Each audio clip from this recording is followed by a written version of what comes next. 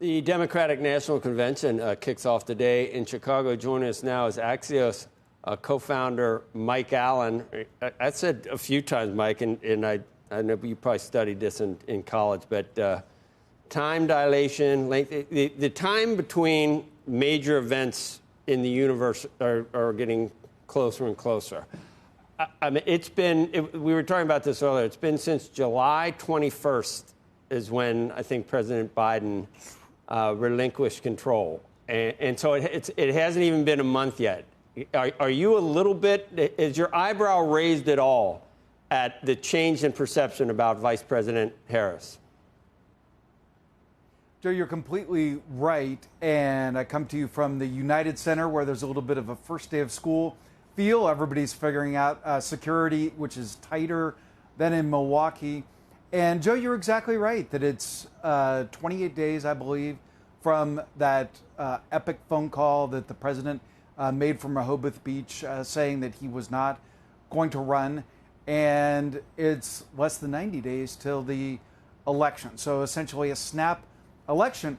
And Joe, you were talking about perceptions of Vice President Harris. Axios is up this morning with some exclusive reporting, a behind the curtain column by Jim Vandehei and me that makes the point that some of the most surprised people about the perceptions of Vice President Harris are Biden insiders. Because for some years now, they have been questioning her governing chops, questioning whether she was ready to take on former President Trump. And boom, she suddenly is at the top of polls, very quickly consolidated power all around town, excitement about her, setting the stage for the president's passing the torch moment right behind me tonight. I mean, I tweeted this out the day it came out, and I expected it, obviously, but Guy Benson braced for an absolutely overwhelming effort to rehabilitate Kamala Harris's image. They've made various failed attempts at political makeovers and reboots over the last few years, but with the stakes so high, this one will be off the charts, and it will involve quite a bit of aggressive insistence from many of the same people who insisted about Biden's condition until they couldn't anymore. So it is the same people. I think it's been, I don't think the Democrats have had to do much. I think it's been mostly mainstream media engineered. And you know, I understand that, but just not being Trump or not being Joe Biden, that was good for 20 points right there, at least. Well, yeah, there's this sense of shock. Some more exclusive reporting up on Axios this morning. President Biden, as he comes in for the first time in 52 years on the public stage since he was elected a United States Senator at age 29, for the first time, it's the end of the road.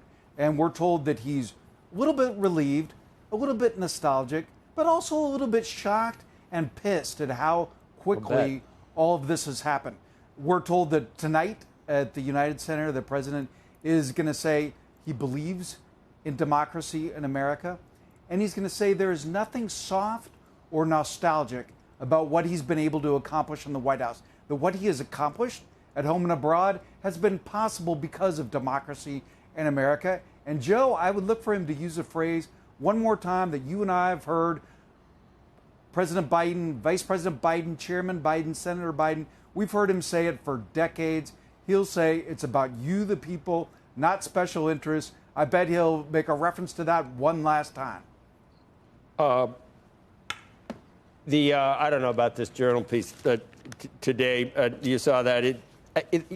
What will Joe Biden's legacy be at this point? The journal, and obviously, journal has a point of view that's different than a lot of other, at least the editorial page does.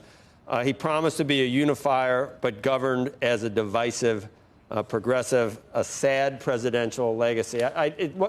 Time dilation. It wasn't that long ago when I remember the first speech, the inauguration speech about being a unifier. That was more difficult than the president thought, I think. No, Joe, you have to pull back the camera and use the Michael Beschloss definition of a transformational president, someone who leaves the country different than they found it. And if you look at the Chips and Science Act, which is setting up a CHIPS belt that goes through the middle of the country from Arizona to Syracuse, New York. If you look at the infrastructure bill, if you look at the other major legislative accomplishments, this is going to be, history is going to call this a very substantive administration. And of course, the astonishing, and this is your time, dilation, which is such a great phrase, like the way that it ended is an essential part of the tale. And that's why, like, we can't remind ourselves and our viewers too many times, like every single day that we're living could be a book. The idea that there used to be an October surprise, right? Now, please tell me the August 19th surprise, because you know we're going to have it. And so we're living history hour by hour, day by day, week by week. And tonight, in that passing of the torch, we're going to see an amazing American moment where Scranton Joe hands off to Vice President Harris, who already has had so many historic firsts and is on the doorstep of more.